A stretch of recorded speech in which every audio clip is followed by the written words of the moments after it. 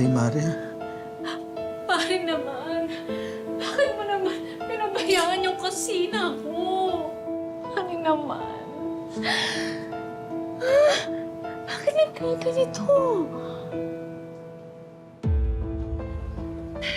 Nako, yan na nga ba ang sinasabi ko, anak eh.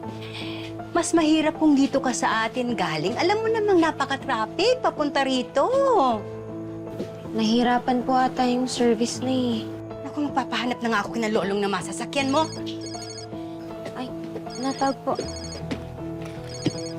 Oh! Mare!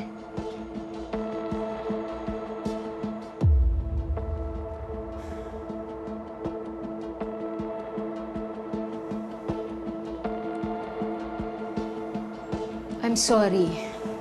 Mahal ko kayo, Mare, pare. Hindi ko na nga iniisip yung pera. Huwag na natin pag-isipan yung pera.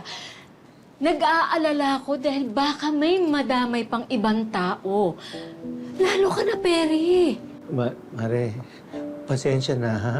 Akala ko kasi kaya ko na wala akong suot na hearing aid kaya tinanggal ko eh.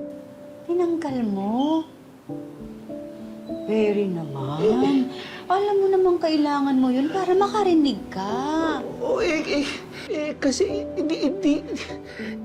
naiirita na ako dun sa feedback na naririnig ko.